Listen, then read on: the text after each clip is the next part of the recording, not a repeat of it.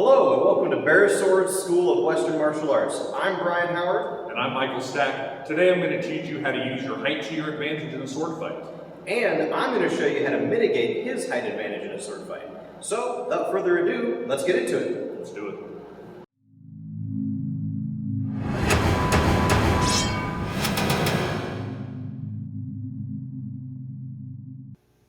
So the first thing to learn is how to find your distance. The maximum range where you can hit your opponent and they cannot hit you. You want to find this distance from your sword stance with your weight evenly distributed across both of your feet and in your upright and straight position. When you're finding the distance with your opponent, the distance is with your arms fully extended where you can just lay the point of your blade on their chest. As the taller fighter, you'll be able to strike your opponent and they will not be able to hit you. Now, knowing your distance is just as important for the shorter fighter, and we're going to go into how to get to your optimal distance a little later in the video. So against a shorter opponent, their first priority is going to be to close the distance between the two of you. And you want to try to maintain that distance when he comes in, either by retreating and or attacking him with your weapon, whether that's just a stop thrust, or if you're going to do a retreating cut as you're backing up.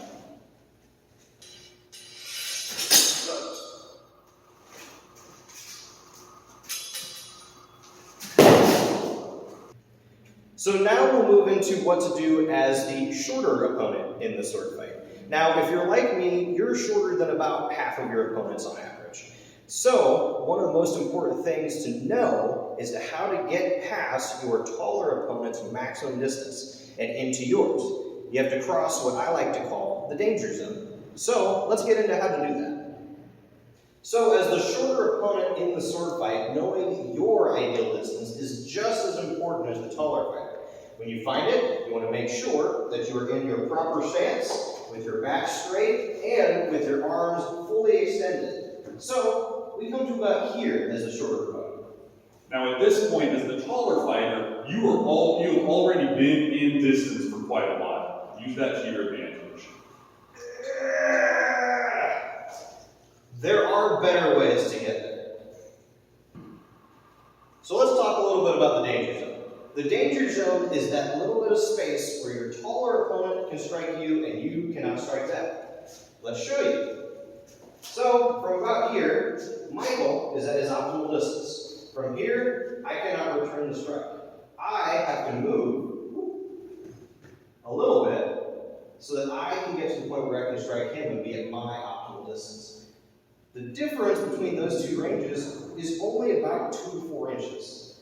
But when you and your opponent are moving across the field, it can seem like a lot longer. As the shorter opponent, we have to focus on getting past that distance and getting into range where we can strike our opponent. The way to get past that distance is to move quickly and to deal with your opponent's blade, primarily by defending, because they will likely be attacking you as you try to cross it.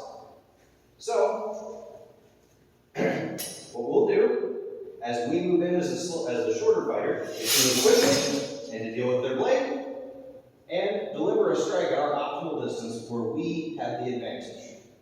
And this is why it's so important as the taller fighter to maintain that distance. When they're coming in, you can retreat to stay at your distance while attacking them.